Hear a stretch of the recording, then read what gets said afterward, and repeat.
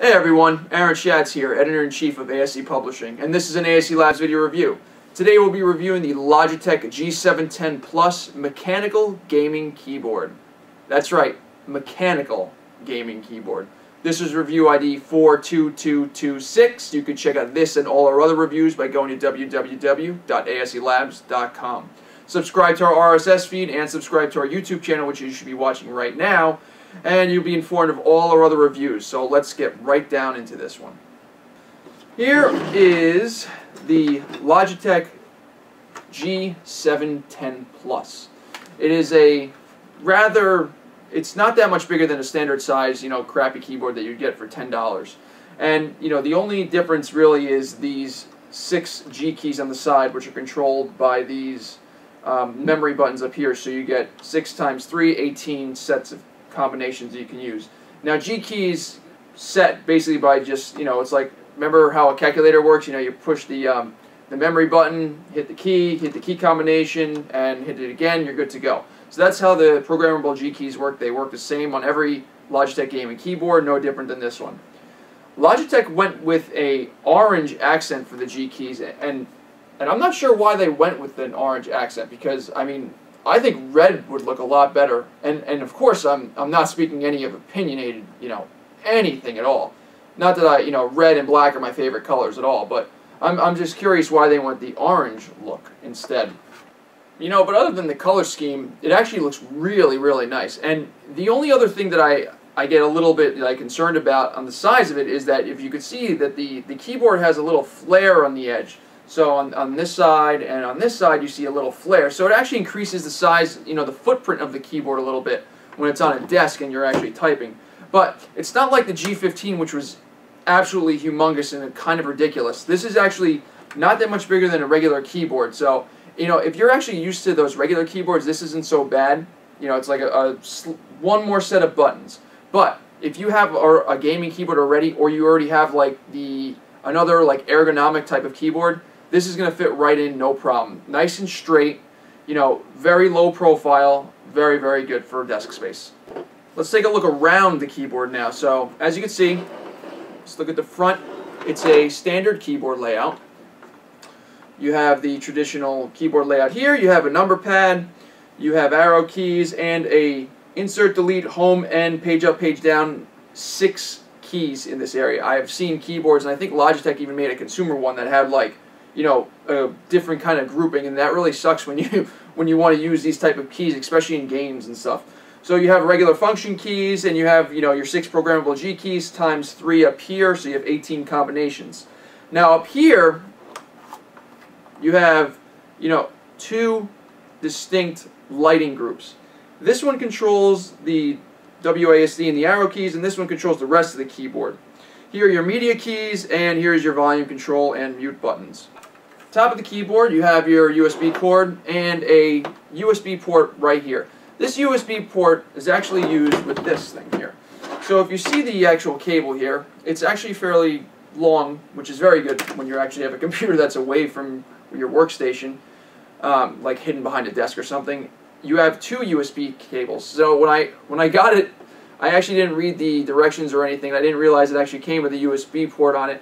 I actually thought this was for power. I thought the backlighting took so much power that you had to plug it into 2 USB ports, but that's actually not the case. And if you actually see, let's see if I can zoom in here, and I'll show you. And I'll show you the difference of the actual USB cords here. Now you see let's see here. The top one here shows us a picture of a keyboard, and the bottom one shows a little USB logo there. So the bottom one's actually a pass-through. And that's really cool because, in the past, Logitech has paired their keyboards with a USB hub using a single USB cord. But the problem is you're now sharing power with the actual keyboard. This way, power goes directly in and you get the full USB speeds and everything without going through a USB hub. Unfortunately, it's still USB 2.0, so no USB 3.0 yet on this. So let's swing around to the side of the keyboard here. You can see the profile shot, pretty good.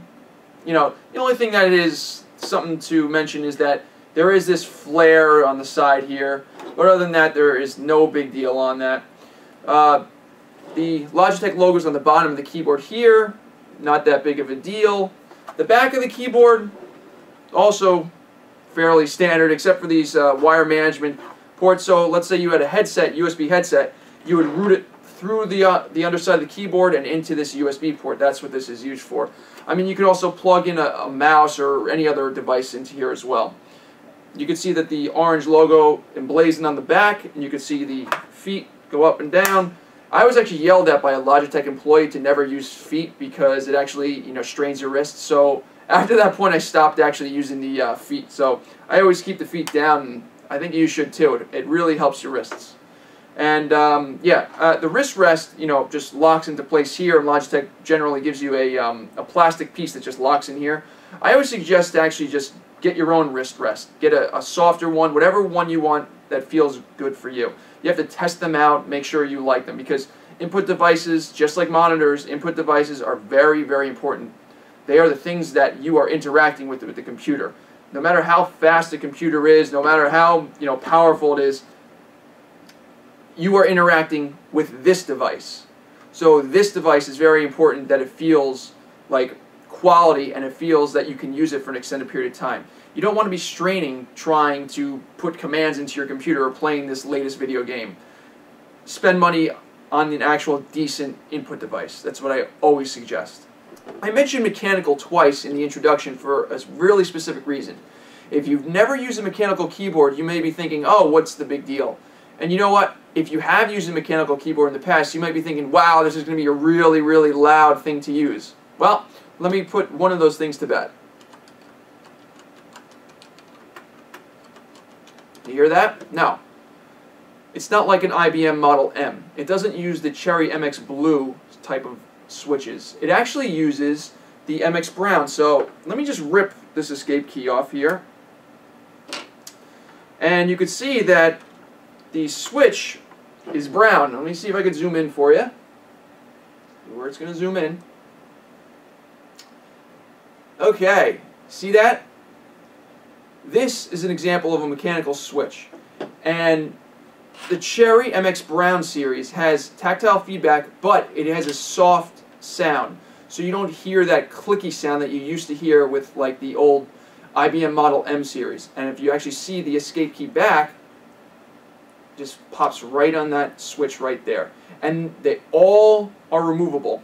Any of these mechanical switches, the keys on top of them can be removed. So each of them are individually inserted, so it's not like they're not going to just break.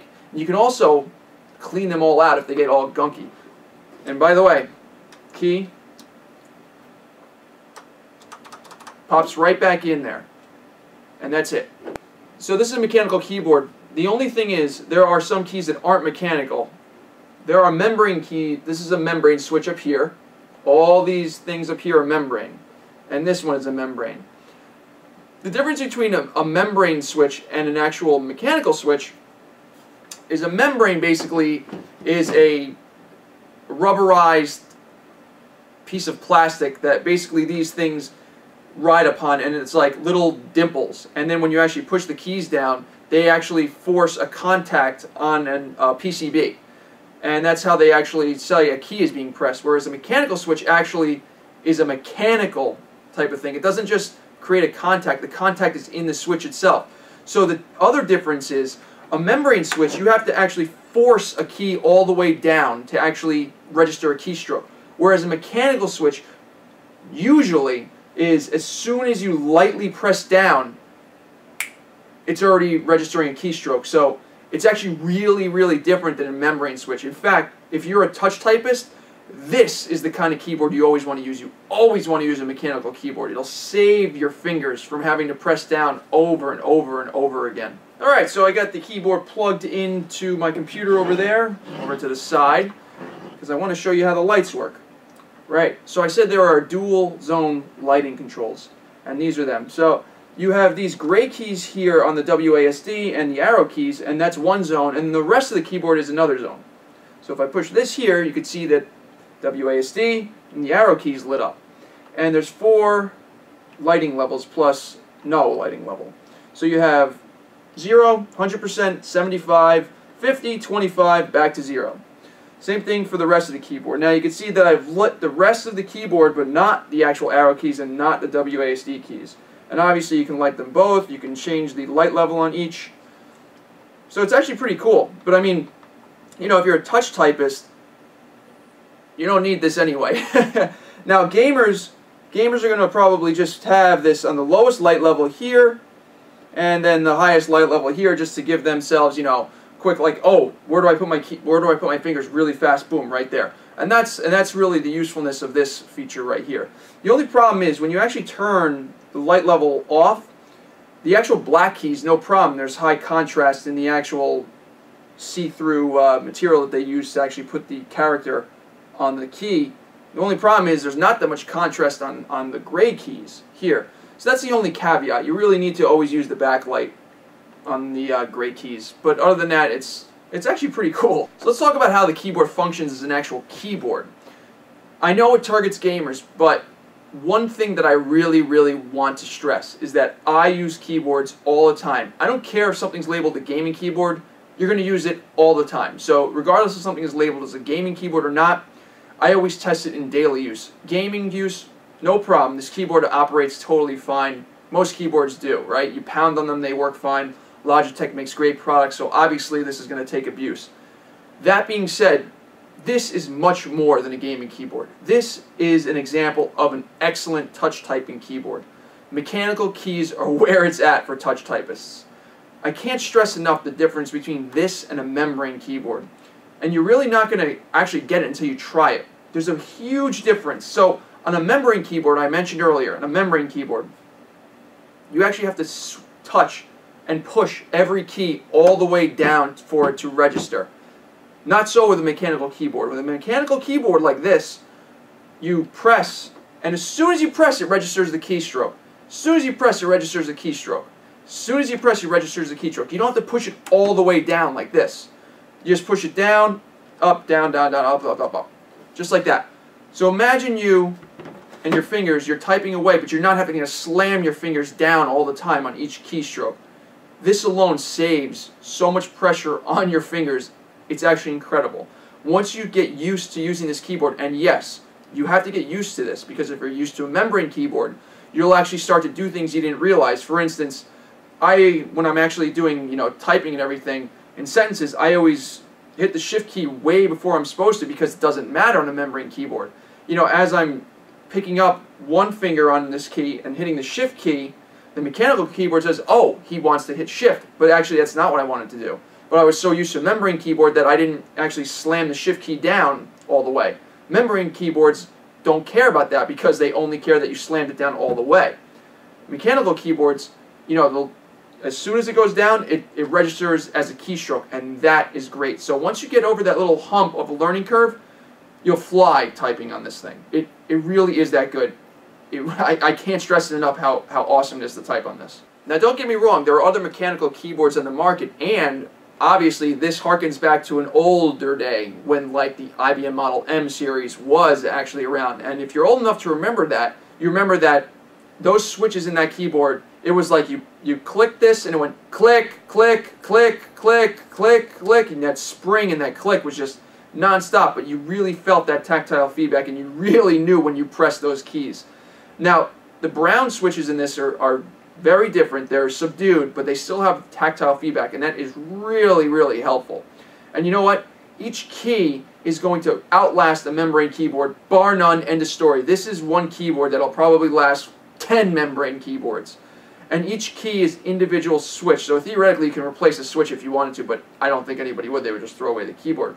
Either way, you can actually clean the keys if you wanted to. They pop off so easily and they pop right back on. I mean, this is a quality product. End of story. Even though I say it's a quality product, you also have to be aware that input devices are very subjective. For instance, I like this keyboard, but you may not.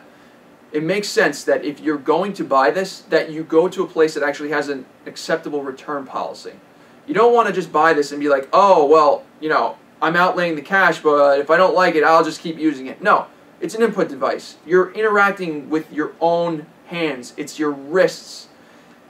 If you don't like the keyboard, don't keep it. Find a way to try it. So if you have like a Best Buy, for instance. Best Buy, I think, accepts returns now for up to 14 or 30 days. Buy it from Best Buy, give it a shot, and then, you know, if you like it, keep it. If not, return it, get something you do like. And it's really important that you find something that is comfortable for your wrists. You know, that being said, I like this keyboard a lot. It's been a very long time since I used a mechanical keyboard, and I will say this: I will never use a membrane keyboard again. Ever. I will never buy another membrane keyboard for myself.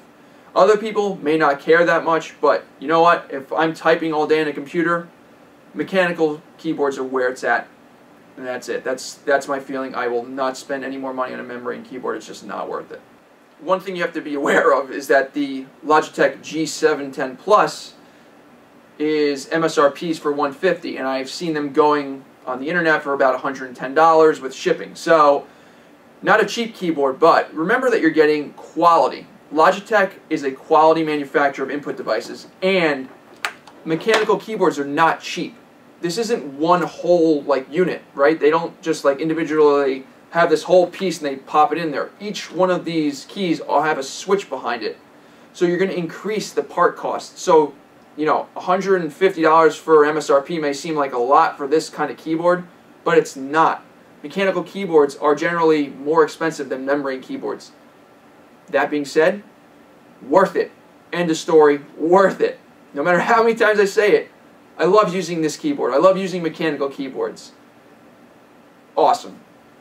If you really want me to say it at the end, yes, I highly recommend this keyboard. I highly recommend Logitech products in general. They're a great company.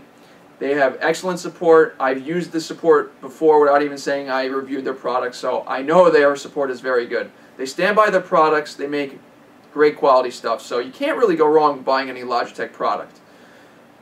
Yeah, I love mechanical keyboards. I can't say it enough. I love mechanical keyboards. And remember, try it. Try it before you commit to it. It's your wrists. You don't want to screw up your wrists when you're actually using a computer. You know, you see a lot of people carpal tunnel and stuff. Just make sure that you can use this keyboard without hurting your wrists or anything. That's all that I can say. Find a way to try it before you commit to buying it. And that's it. For ASE Labs and ASE Publishing, I'm Aaron Schatz, and thank you for watching.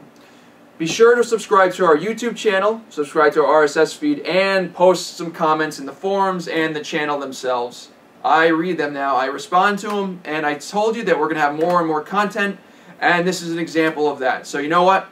I'd like to hear your feedback, and you know, most of the other staff is going to be writing reviews pretty soon, so give them some feedback. Give everyone some feedback. You know what? We like the criticism, we like the positive feedback, we like the negative feedback, just not as much.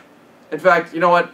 Negative feedback, why don't you think how you're going to react before that you post that stuff? Because I'm going to probably react a lot worse. But that's neither here nor there. I'll probably react anyway pretty awesomely, just because I am. Anyway, thanks for watching.